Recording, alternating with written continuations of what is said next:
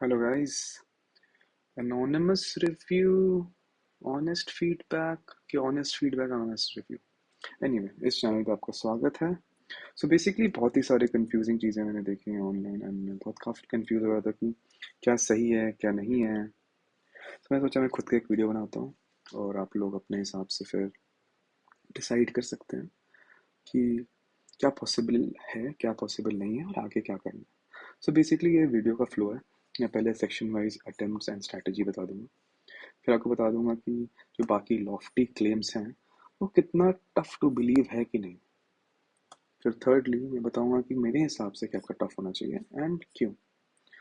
And फिर एक way forward obviously कि आगे क्या करना चाहिए और आगे आप कुछ आगे बढ़ रहे हैं किसी भी एग्ज़ाम के लिए तो बेसिकली क्या स्ट्रैटेजी रखनी चाहिए. तो पहले तो प्रिल्यूड. प्रिल्यूड में बहुत ज़रूरी है कि मेरे एग्ज़ाम में मेरा मूड क्या था. द पॉइंट वाज कि एक बहुत ही सैड इवेंट हो चुका था. गणेश चतुर्थी के दिन उसका इंफॉर्मेशन मिला एंड एक दिन पहले ही हो गया था एक मिसहैप जिस कारण से मैं रात भर सो नहीं पाया एंड उस कारण से मेरा फोकस डेफिनेटली लो था एग्ज़ाम के टाइम पे. स्लीपीनेस बहुत ही हाई थी एंड ये दोनों फैक्टर्स के कारण मेरे केस में मेरा कॉम्प्रीहेंशन पावर मतलब क्वेश्चन को समझने का जो पावर था कोई भी क्वेश्चन मैं रीड कर रहा हूँ नॉट है वो है जो भी चीज़ें लिखी हैं उसको समझने की कैपेसिटी बहुत ही कम हो गया था. इट वॉज लाइक कि इट वॉज ऑल बेस्ड कि मेरा मसल मेमोरी और प्रैक्टिस मेमोरी कैसा काम कर रहा था एंड तो उसी के बेसिस पे जो होता अदरवाइज कुछ ज़्यादा घुमा फिरा चीज़ें मुझसे सॉल्व नहीं हो पा रही थी. सो ये जानना ज़रूरी है आपको जानने के लिए कि मैं आगे जो बताने वाला हूँ इससे रिलेटेड. अब पहला सेक्शन जैसे मैंने बताया is about attempts and strategy. So let's go there. Section wise attempts and strategy. तो जीए में मैंने 40+12 का 40+12 का मतलब 40 मैंने मार्क किया कि ठीक है ये मैं रिव्यू नहीं करने वाला हूँ एंड दिस वाज कि बाद में आके एक बार देख लूँगा क्या आंसर्स हैं. तो बेसिकली मेरी स्ट्रैटेजी ऐसे रहती है कि सिंगल लाइनर है तो पहले उसको निपटाओ क्योंकि जब मैंने प्री पी वाई क्यूज देखे जहाँ से भी देखे आई डोंट नो कि वो बहुत ऑथेंटिक सोर्स था बट सिंगल लाइनर्स को 15 सेकेंड पर क्वेश्चन निपटाना है जल्दी जल्दी. ठीक है ताकि 20 मिनट्स में सिंगल लाइनर्स हो जाए और बाकी मल्टी लाइनर्स हैं कितने भी क्वेश्चन होंगे मुझे फ़र्क नहीं पड़ता बाकी के 5 मिनट में कंप्लीट करना है. बेसिकली ज़रूरी नहीं है 20 मिनट में ही हो. बेसिकली ट्राई ये रहता है कि 80 क्वेश्चंस पूरे 20 मिनट्स में हम देख लें फिर बाकी जो रिव्यू करने हैं क्वेश्चंस वो बाकी 5 मिनट में होता है. Multi liners and reviewed questions. So ये जो थे ये मार्क्ड एंड रिव्यू थे एंड ये थे जो मार्क्ड थे इसको मैं रिव्यू नहीं करने वाला. सो दोनों मिला जुला के मेरा टोटल 52 अटेम्प्ट हुआ जो अभी मैं देख रहा हूँ बाकी लोगों के हिसाब से तो अच्छा है बट स्टिल मैं कुछ खास सेटिस्फाइड नहीं था इस अटेम्प्ट से एंड क्योंकि कॉम्प्रिहेंशन पावर वीक था तो बहुत सिंगल लाइनर्स में भी अटक रहा था. सेकेंडली आते हैं इंग्लिश में. इंग्लिश में मेरी कोई स्ट्रैटेजी नहीं थी सीधा सीधी जो चल रहा है वो चल रहा है बट हाँ मैं बहुत ज़्यादा सोचता भी नहीं किसी एक सवाल पे अगर आंसर्स मुझे दिख रहा है तो मैं बस देख बाकी ऑप्शन ज़रूर रीड करूँगा एंड स्पेशली मेरा वीकनेस था स्टेटमेंट अरेंजमेंट. स्टेटमेंट अरेंजमेंट कोई लॉजिक नहीं है इसको लिखने का जब मैं बोल दिया बट स्टिल स्टेटमेंट अरेंजमेंट. इसमें क्या कर रहा था मैं जब मुझे अचानक से स्ट्राइक किया अपने उस दिमाग में जो काम ही नहीं कर रहा था कि मुझे बस दो स्टेटमेंट ढूंढने जो रिलेट हो और वो जैसे ही मुझे वो दो स्टेटमेंट मिल गए जो रिलेट हो मैं वो ऑप्शन टिक कर रहा था वो सही हो गया तो मुझे फर्क नहीं पड़ता हो सकता है उसका आंसर ना नॉट दिया जाए कोई नहीं रिलेट हो बट फिर भी मैं हाई प्रायोरिटी में पहुंच चुका हूँ कि कम से कम अगर ए के बाद बी आना है और वो कहीं भी सिचुएटेड हो पूरे ऑप्शन में तो मैं वो मार्क कर दूंगा क्योंकि मेरा दिमाग इतना ही काम कर रहा था.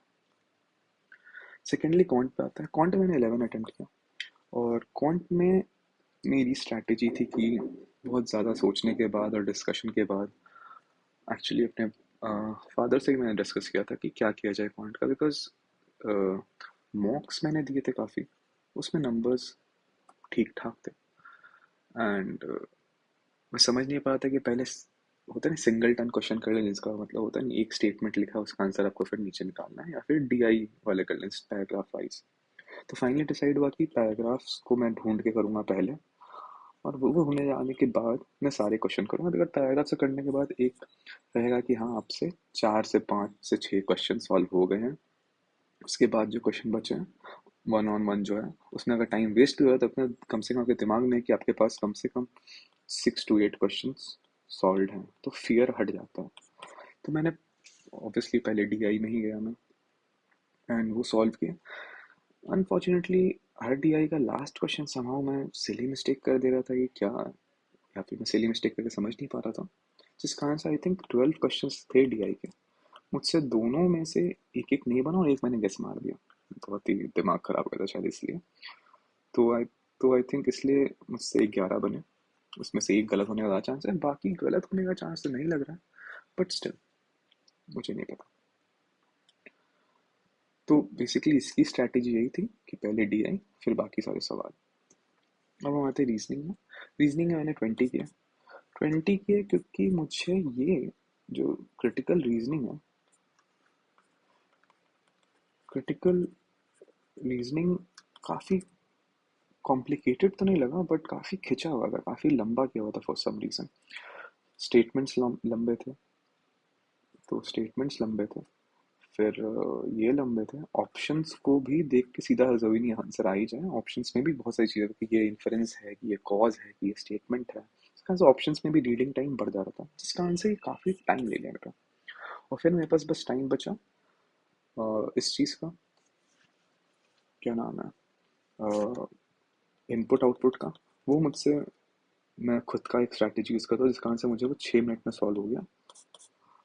बस शायद एक दो जगह मेरा दिमाग क्योंकि काम नहीं कर रहा था ढंग से, तो मैं सही से ये नहीं कर पाया कि हाँ वो पूछना क्या चाह रहा है। तो एक क्वेश्चन या दो क्वेश्चन उसका आंसर अटेम्प्ट करना रह गया, ऑल्दो आईओ पूरा सॉल्व हो चुका था। तो ये थी मेरी स्ट्रैटेजी। सॉरी, रीजनिंग में स्ट्रैटेजी बतानी, रीजनिंग एक्चुअली मेरी स्ट्रैटेजी की पहले क्रिटिकल रीजनिंग कर लो, बिकॉज पजल्स और सीटिंग अरेंजमेंट कहीं ना कहीं फंसा सकते हैं। तो इनिशियली अब वो कर लो जो फंसाने वाले ऑप्शंस नहीं रख रहे हैं, तो क्रिटिकल रीजनिंग होता है। फिर इनपुट आउटपुट रहता है यूजुअली मेरा, बिकॉज वो मुझसे बन ही जाता है। एंड फिर कुछ सिंपल क्वेश्चन, डेटा सफिशिएंसी कर लीजिए, या फिर सिलोगिज्म और ये सब तो निपट ही रहा है साथ में क्रिटिकल रीजनिंग के। और फिर आता है पजल्स और सिटिंग अरेंजमेंट। तो ये लास्ट में आता है, और यहाँ तक मैं पहुँच नहीं पाया, मैं आईओ में ही अटक गया। तो इस कारण से मैं 20 क्वेश्चन ही हो पाए, एंड ये था मेरा अटेम्प्ट। अब सेकेंड फेज में आता है फटाफट। तो कुछ क्लेम्स हैं कि कॉन्ट में मैंने 21 से 25 सॉल्व कर लिया, बहुत ही ईजी था। इस कुछ लोग बोल रहे हैं 30 भी सॉल्व कर लिया, ठीक है। रीजनिंग में 27 से 32, 27, 32, और कुछ लोग बोल रहे 35, कुछ तो 40 भी मैंने सुना है। यार इनको बिलीव करना ना बहुत टफ है मेरे लिए, बिकॉज 21 से 25 क्वेश्चन कर लेना इट्स लाइक आप एक क्वेश्चन को 1 मिनट से थोड़ा ज़्यादा दे रहे हो। और जितना मुझे शिफ्ट 2 का याद है, क्वेश्चंस लेंदी थे पढ़ने में भी। मान सकता है कंप्यूटेशन बहुत ही अच्छा काम करेगा, आपका बहुत ही अच्छा दिन चल रहा है उससे, बट स्टिल रीडिंग में टाइम तो लगेगा, कुछ तो टाइम लगेगा। पेन से लिखोगे तो मेंटली तो कोई सॉल्व करने का क्वेश्चन था नहीं। तो ये कैसे पॉसिबल है 21 से 25 कर लो आप। मैं मैक्सिमम मान सकता हूँ 16, 17 in very good day. On average मैं शायद 14 से 15 मान सकता हूँ क्वांट का। बट वही यार, it's very tough to believe कि 21 से 25 या 30 लोग सॉल्व करके बोल रहे हैं इट्स वेरी इजी। बिकॉज मेरे क्वांट का लेवल अगर देखा जाए तो मैं कैट में अच्छा करने वाला इंसान हूँ। मुझे 99 परसेंटाइल उससे ऊपर आने के मोस्टली चांसेस ज़्यादा रहते हैं, एंड एक बार आया भी है। पर द पॉइंट इज कि मैं जो कॉलेज एम कर रहा था वो 99.9 के बाद मिलता। एनीवे वो इम्पोर्टेंट नहीं है, इम्पोर्टेंट ये कि मेरा कॉन्ट ख़राब नहीं है। एंड उसके बाद मैं बोल रहा हूँ कि मेरे लिए सेफ्टी, कितना भी अच्छा दिन रहता है मैं शायद 14-15 करता, बहुत अच्छा दिन रहता 17 करता। 21 से 25 इम्प्रॉबेबल लग रहा है। Same with reasoning. रीजनिंग में कुछ लोगों ने बोला पजल्स, सिटिंग अरेंजमेंट बहुत ही इजी था। ओके, अब इसमें हो सकता है इजी, बट स्टिल कितना इजी, आप 15 क्वेश्चन इसका कर लोगे, ठीक है। 3 पजल्स मैंने सुने इजी है, 15 क्वेश्चन आप इसका कर लोगे, फिर आप प्लस 12 क्वेश्चन और, चलो मैं मान रहा हूँ सिलोगिज्म कर लिया आपने, ये कर लिया, बट क्रिटिकल रीजनिंग इतना भी जल्दी नहीं था कि आप एक एक मिनट में सब निपटा लो। इस 15 क्वेश्चन को करने में कम से कम आपको मोटा मोटी 1.5 मिनट मान सकते हैं, तो 22 मिनट तो लगेंगे ना इसको करने में। तो बाकी आपके पास बचा है 23 मिनट। 23 मिनट में 12 क्वेश्चन कर सकते हैं, बट क्रिटिकल रीजनिंग इस बार इतना भी सिंपल नहीं था। पॉसिबल है but I am not very sure about this कि लोग ऐसा किए। हो सकता है लोग गैस मार रहे हो, बट नंबर ऑफ जितना मैंने एग्जाम्स दिया उसमें बहुत सारे दोस्त मेरे हैं जो एक्साइटेड हो जाते हैं जब नंबर ऑफ अटेम्प्ट ज़्यादा रहता है। तो कहीं ना कहीं वो एग्जाम में भी उनके दिमाग में रहता है अटेम्प्ट कर लो कुछ भी करके। एंड अटेम्प्ट से इनिशियल कॉन्फिडेंस ज़रूर बढ़ता है कि रिजल्ट के एक्सपेक्टेशन पर, बट एक्चुअली वो होता नहीं है। अभी भी यूपीएससी कैंडिडेट हूँ मैं, तो उसमें मेरे दोस्त काफ़ी सारे अटेम्प्ट किए, काफ़ी खुश थे, बहुत तक इस बार सिलेक्शन पक्का होना है। किसी का सिलेक्शन नहीं हुआ, जो रिजल्ट उनका आता है वही आया। उन्होंने बस अटेम्प्ट्स बढ़ा दिए थे, एक्यूरेसी बहुत ही लो रखा था, कैसे ज़्यादा बढ़ा दिए थे। अब ये चीज़ रीजनिंग में करना और क्वांट में करना does not make sense, but I don't know कि लोग ऐसा करते हैं नहीं करते हैं, साइकोलॉजिकली अपने आप को सूट करने के लिए कि नहीं। So let's go forward to the third section which is more about कि कट ऑफ क्या होना चाहिए मेरे हिसाब से। ये टेबल मैंने कहीं से चुराया, मैं बताऊंगा नहीं कहाँ से, बिकॉज नहीं पता रहे तो बेटर है। So let's see. आपके सामने एनालाइज करूँगा कुछ चीज़ें मैंने अपने डीआई के पावर से भर दिया है फिर से, बट आगे देखते हैं। 2022 का देखा जाए तो कितना है भाई, 1,46,000 कैंडिडेट्स ने अप्लाई किया। 2023 में 1,58,000, यहाँ पे सीट्स है 238, उसका इंटू थ्री, ऑलमोस्ट अबाउट 3 गया 664, और इसका अबाउट 5 गया, तो 3246। सेम ट्रेंड यहाँ नोटिस कर रहे हैं, तो सेम ट्रेंड यहाँ पे किसी कोचिंग का मैंने सुना कि 1 लाख उन्होंने आरटीआई फाइल किया है, तो 1 लाख कैंडिडेट्स ने एग्जाम दिया, गुड एनफ, ऑलमोस्ट सेम। यहाँ पे है सीट 66 टोटल, तो इंटू थ्री सेम पैटर्न से भरा जाएगा, तो 198 इंटू 5 मोटा मोटी 1,000। तो बेसिकली आप अगर जनरल के हो तो आपको टॉप 500 रैंक लाना है क्वालिफाई होने के लिए। सेकेंडली पेपर का लेवल का बात बाद में करते हैं, पहले बात करते हैं कि 2023 में क्या है। 23 में आप जनरल के हो तो आपको रैंक लाना है इन टॉप 1500, ठीक है। चलो सेफ साइड रहने के लिए 1600 रैंक मान लेते हैं, और ये 1600 रैंक लाने के लिए आपको स्कोर लाना था 54.25 या इसके अराउंड था I guess. And let's assume कि पेपर वॉज 2022 का लेवल जैसा, मॉडरेटली इजी। प्रॉब्ली मुझे तो वैसा नहीं लगा, बट स्टिल जैसा लोग बोल रहे हैं, तो फिर भी आपको 3246 में आना है, और आपको फिर से 1600 रैंक ही लाना है मोटा मोटी। और उसके लिए कट ऑफ गया था 60, कितना गया, 62 गया था आई गेस, राइट, ठीक है। तो बेसिकली आपको 1600 रैंक लाना, 62 जाएगा, और अभी आपको लाना है 500 रैंक। 500 रैंक के लिए आपका अगर लेवल चेंज हुआ है तो 62 है, मतलब आपको 62 को ही 500 में लाना है।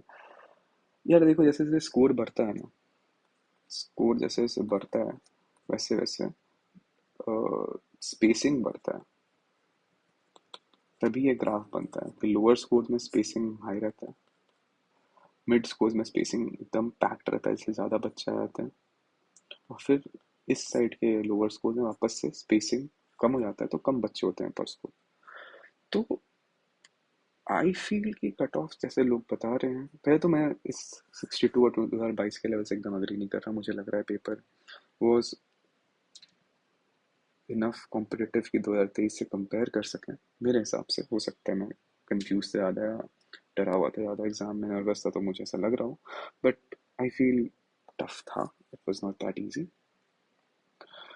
और उसके हिसाब से मैं अगर देखूँ तो मैं मोटा मोटी अगर कोई सीट्स खराब नहीं होते तो शायद 60 कट ऑफ जाना चाहिए था मेरे हिसाब से, 60 या 58 फिर भी। एंड उसके हिसाब से देखा जाए तो I don't think cut off 75 से ऊपर जाना चाहिए। 75 से ऊपर जाना चाहिए बिकॉज वही है, स्पेसिंग की बात है। आगे जाके बच्चे कम ही लाएंगे, चाहे जितना भी क्लेम अभी कर रहे, इतना अटेम्प्ट किया उतना अटेम्प्ट किया। आई एम प्रीटी श्योर आप जाके वापस से वो वीडियोस देखने की कोशिश करें, कमेंट्स देखने की कोशिश करें 2023 की, 2022 की, आपको सेम रिजल्ट्स मिलेगा जो भी मिल रहा है। इट्स जस्ट मतलब it's just a repeating thing that happens. It's just that we always forget after an year की बाकी लोगों का रिएक्शन क्या था उस टाइम पे, and hence we start losing confidence. तो मेरे हिसाब से कट ऑफ 70 to 75 जाएगा। 70 थोड़ा कम लग रहा है चांस, 75 ही ज़्यादा है। मैं श्योर हूँ मेरा नहीं होगा, मतलब ज़्यादा चांसेस है मेरा नहीं होगा, but still this is what I feel because बहुत ही बच्चों ने कुछ भी क्लेम किया है, बहुत ही कोचिंग्स कभी भी कुछ भी क्लेम कर रहे हैं। So this is what should happen. I am hoping इससे कम हो जाए, बच्चों का ज़्यादा ही खराब होगा ऑब्वियसली यार। मैं ऑनेस्टली वीडियो बना इतना तो बोल ही सकता हूँ कि मैं चाहता हूँ लोगों का खराब हो, जो अच्छा मान रहा हूँ। बट ऑनेस्टली स्पीकिंग, जो अच्छा किया ऑब्वियसली वो सिलेक्ट हो, इंडिया के लिए ज़रूरत है उनकी। अब एक नेक्स्ट पार्ट पे आते हैं। वो नेक्स्ट पार्ट कहाँ चला गया मेरा, कोई बात नहीं, मैं बना देता हूँ। नेक्स्ट पार्ट है fourth part, which is way forward. देखो यार, मैं तो अपने लक को ही ब्लेम करता हूँ, बिकॉज मैंने ना बीच में क्रिटिकल रीजनिंग के पोर्शन में मैंने क्रिटिकल रीजनिंग छोड़ के जंप किया था पजल्स या फिर ब्लड रिलेशन पे। इस पर थोड़ा टाइम लगे लेकिन बनने का यार। मुझे सही में लगता है बाकी लोगों के फीडबैक से भी ये क्वेश्चन गलत था, कुछ गड़बड़ हो रहा था। मैं अभी घर जाके भी ट्राई किया, मुझसे नहीं बना। ये क्वेश्चन अवेलेबल हो गए थे, तो मैं इस पे पहुंचा, मुझे लगा भाई ये तो नहीं हो रहा है, मुझसे ही नहीं हो रहा होगा, टफ है, तो मैंने पजल पे घुसा ही नहीं। अब ये बैड लक है, हो सकता है मैं इसके बाद ये बनता अगर तुम पजल पे जंप करता और पजल्स बनते मेरे से, और फिर शायद मेरा भी 27-32 अटेम्प्ट होता, I don't know, but still. तो ये लक फैक्टर मैटर करता है। सेकंड मैटर फैक्टर जो मैटर करता है वो होता है जब आप मॉक्स दे रहे हो। मॉक्स देना सबसे ज़्यादा ज़रूरी है किसी भी इंसान के लिए। और ये पार्ट जो वे फॉरवर्ड का है मोस्टली उनके लिए है जो ज़्यादा सैड फील कर रहे हैं इससे रिलेटेड, और थोड़े हताश हैं। तो नेक्स्ट में ना आप जब कुछ चेस कर रहे हो तो आप मॉक्स में उसको चेस करो स्कोर को, और अपने मॉक्स वाले कोचिंग से पूछो कि बाकी लोगों से कई बार कंपीट करना मुश्किल होता है, बिकॉज हो सकता है वो डबल अटेम्प्ट कर रहे हैं, हो सका वो तीसरे अटेम्प्ट होता है नंबर ला रहे, हो सकता है वो सिर्फ उस कोचिंग का ही मटेरियल फॉलो करके नंबर लाना, तो उसकी नंबर ज़्यादा आएगा। पहले तो जिस कोचिंग का मॉक्स है उसका मटेरियल फॉलो ना मत करिए, कोई मतलब नहीं बनता है। सेम मटेरियल का देते हैं, वो यूपीएससी हो, आरबीआई हो, कोई भी कोचिंग हो, तो मटेरियल डिफरेंट डिफरेंट सोर्स से पढ़िए, और मॉक डिफरेंट सोर्स से होना चाहिए, तब जाके एक्चुअल मीनिंग उस मॉक का। सेकेंडली, आप अपने मेंटोर या फिर जो भी पेपर सेट में उनको बोल सकते हैं कि आप मुझे ये मत बताइए कि मुझे नंबर कितना लाना, तो मुझे हाइंडसाइट में दिख ही रहा है कितना नंबर लाना जरूरी है। अब मुझे ये बताइए कि पर क्वेश्चन जो मैं सॉल्व कर रहा हूँ या कर रही हूँ, उसमें कितने मिनट में वो सॉल्व होना चाहिए। वो इजी था, टफ था, वो अपने एक्सप्लेनेशन में लिख सकते हैं, उसमें ज़्यादा मेहनत नहीं। जो पेपर में हमको तो पता ही है कि हाँ ये 1 मिनट में सॉल्व होना चाहिए, 2 मिनट में सॉल्व होना चाहिए। तो टाइम ड्यूरेशन कितना होना चाहिए उस क्वेश्चन को सॉल्व करने का, प्लस उसका लेवल क्या है, तो आप इसको चेज कर सकते हो। आपको लग रहा है कि हाँ उन्होंने टाइम ड्यूरेशन 1 मिनट दिया, मुझे 2 मिनट में सॉल्व हो रहा है, तो आप फाइट कर रहे हो फिर। तो ये जो फाइट है ना पूरे एग्जाम को कॉन्कर करने का एक साथ, वो टूट जाता है ड्यूरेशन से, कि हाँ लेवल क्या है, और टाइम ड्यूरेशन कितना लगना चाहिए, और उस हिसाब से आप प्रैक्टिस कर सकते हो कि हाँ ठीक है ये इस पर्टिकुलर सब्जेक्ट में मैं टैकल नहीं कर पा रहा हूँ या नहीं कर पा रही हूँ, उसमें मुझे टाइम ड्यूरेशन कम करना है। या फिर और एक हो सकता है कि चलो और एक चीज़ बताता हूँ कि मान लो आपको पता चला कि ठीक है मेरा टाइम ड्यूरेशन अच्छा नहीं है, या फिर मैं सही से सॉल्व नहीं कर पा रही हूँ, तो दो ही चीज़ से ना उस सब्जेक्ट को ठीक कर सकते हैं, उस टॉपिक को ठीक कर सकते हैं। एक होता है पढ़ाई, उसको पढ़िए जाके अच्छे से, फिर से समझिए से कंसेप्ट्स। दूसरा प्रैक्टिस। और क्या कर सकते हैं आप, यही दो चीज़ कर सकते हैं। जानना ज़रूरी है कि आपको इस स्टेज में प्रॉब्लम हो रहा है कि इस स्टेज में। अगर आपका टाइम ड्यूरेशन ज़्यादा लग रहा है बट आपको कंसेप्ट समझ में आ रहा है, तो ऑब्वियसली आपकी पढ़ाई सही है, बट उसको अप्लाई करने का तरीका स्लो है, तो मतलब प्रैक्टिस बनाना पड़ेगा। और अगर आपको लगता है कि नहीं मुझे जो मैं सॉल्व किया वो मुझे समझ नहीं आया, मैंने कैसे तुक्का ही मार दिया इस सवाल में, तो ऑब्वियसली पढ़ाई करनी पड़ेगी, फिर प्रैक्टिस करना पड़ेगा। तो यही साइकिल है बेसिकली, और इसको चेज़ करना ज़्यादा ज़रूरी है दैन फील करना है कि नहीं अब कुछ बचा नहीं है, अभी सब कुछ सैड है, अभी एग्जाम्स नहीं निकल रहे। इट्स इम्पॉर्टेंट टू अंडरस्टैंड कि आप इस तरह से इस साइकिल में रहें जिसमें आप जब भी चेस करें किसी चीज़ को, आप उस गोल्स को फ्रेगमेंट कर लें, छोटा कर लें, फ्रेगमेंटेड गोल्स रखें। कभी एक बड़ा गोल रखिए ऑब्वियसली, बट उसको ना सोच के मत चलिए, बिकॉज फिर वही लगेगा कि ये पहाड़ चढ़ना है, हम यहाँ पे हैं और ये देख के डर रहे हैं। बट आपको तो अभी बस ये सोचना है कि पहले स्टेप रखने में कितना डिफिकल्टी आएगी, इसको इम्प्रूव करना, और धीरे करके आप इसको बिना देखे हुए यहाँ कब पहुँच जाइएगा आपको पता भी नहीं चलेगा। Step by step, step by step, यही स्टेप में प्रैक्टिस और पढ़ाई के सर्कल में आपको घूमना है। और मैं आपको अपना नोट्स दिखाता हूँ, आई थिंक वीडियो बहुत लंबा हो जाएगा, अगर आपको लगता है कि आपको मेरे नोट्स देखने का मन है और मैं कैसे रिवाइज करता हूँ, वो आपको हेल्प कर सकता है, तो प्लीज़ बताइएगा, मैं वो भी वीडियो डाल दूंगा। Anyways, all the best and I hope आप सब अच्छा करें। Take care.